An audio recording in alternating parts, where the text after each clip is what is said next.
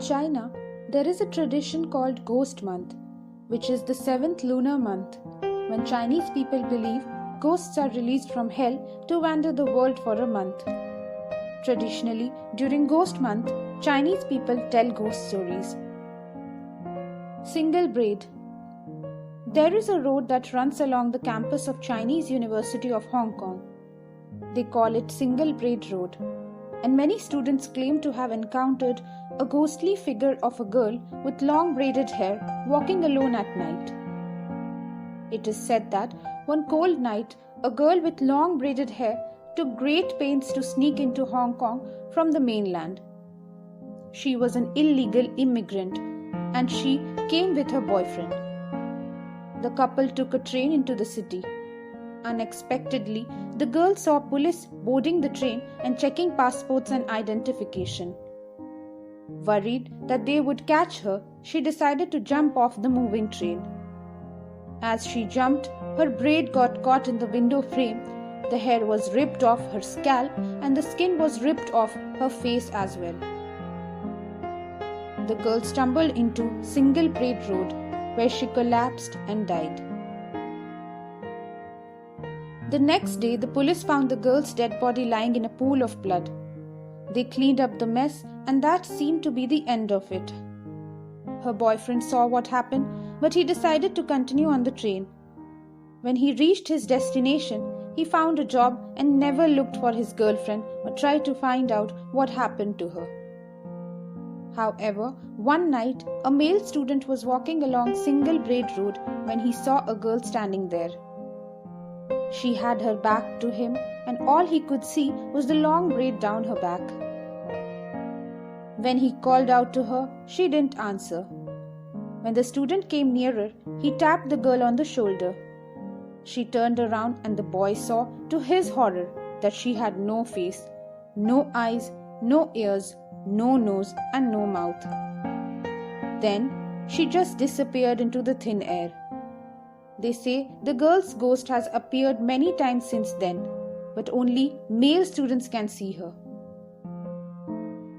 Bus 375. Bus 375 is a scary Chinese urban legend about a bus in Beijing that disappeared one cold November night and is supposed to be based on a true story.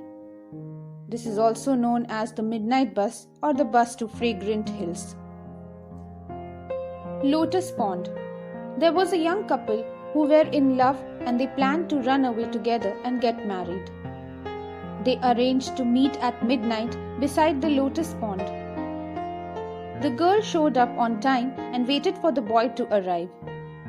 She waited and waited for such a long time, but her boyfriend never appeared.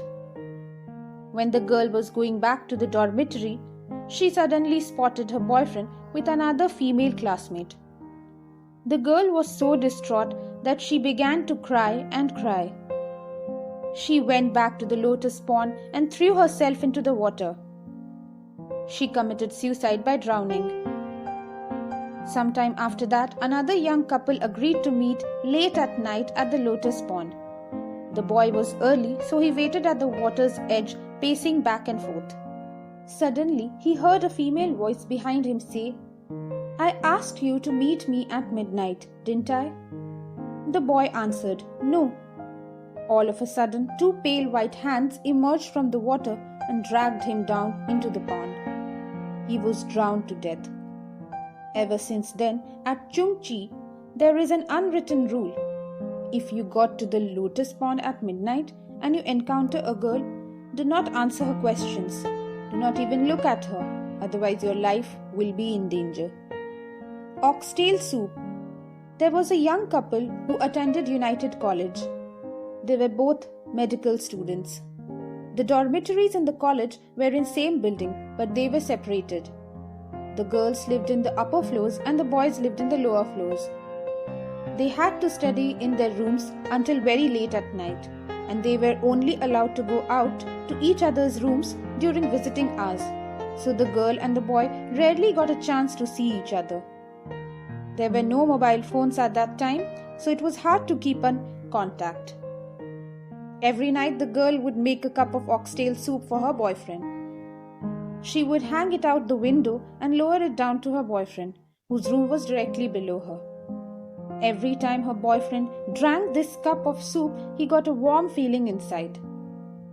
One night the boy received the usual oxtail soup. He ate it all and then fell asleep with the books open in front of him. The next day he went upstairs to visit his girlfriend, but she was nowhere to be found. He asked around, and other girls broke the sad news to him. His girlfriend had died of a sudden illness a few days before. Upon hearing this, the boy was overcome by grief. Then he thought for a moment, if his girlfriend died, then who had been lowering the oxtail soup down to him? Littlefinger. There was a male student who often studied in university library. He would stay there studying in the evenings until it was closed. Then he would walk back to his dorm room. Every night on the way back to the dormitories, he passed a small park and he always saw a young girl sitting on a swing. Finally, one night, he decided to go up to her and started talking with her. From that time on, he would always talk to her for a while before going back to his dorm. Later, when he told his friends about the girl, they asked him to describe her.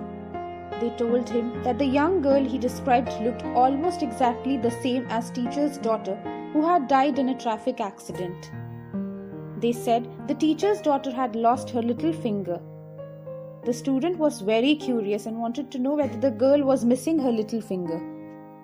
So, the next night when he spoke to the girl, he asked if he could see her hands. She didn't want to show them to him, but the guy demanded to see her hands. The girl thrust out her hand and the boy saw that her little finger was missing. He ran away in terror. Later, he always went by the park in the evenings, but the swing was always empty and he never saw the girl again. Room 111. There is a room in the basement of New Asia College dormitory called Room 111. Years ago, it was shared by an electronics engineering student and a medical student. Both students got along well together and studied hard all week long. One night, the electronic engineering student was there in the room alone. He was under a lot of pressure because of an important test that was coming up. He was afraid he was going to fail and he became so upset that he decided to commit suicide. He picked up some circuit boards, copper wire, batteries, welding tools and a clock. He made a suicide timing tool. He strapped the copper wire to himself and connected it to a powerful battery that was connected to the alarm clock. When the alarm went off, he was electrocuted as he lay in his bed. The next morning, the medical student finally returned to the dormitory. When he went into the room, he saw his roommate laying motionless in the bed and thought he was sleeping. The medical student stayed in the room for days until he finally realized that he had been sharing the room with a dead body. It is said that although the medical student was later removed from the room, he was still very troubled by the incident and ultimately lost his mind. Suffering from mental illness, he was placed in a lunatic asylum for the rest of his life. The school authorities decided to rearrange all the room numbers so that the students wouldn't know which room was room 111. In another version of the story, room 111 of Greystein Hall was the home of a brilliant science undergraduate who believed he had discovered how to transport himself through space and time. He wrapped himself in an elaborate wire contraption attached to an alarm clock and a powerful battery. When it rang, he believed it would send him hurtling into another dimension. The experiment went wrong, and when the alarm rang, the student died of massive electric shock. His roommate returned to find him dead on his bed with a note beside him reading, "I will come back soon."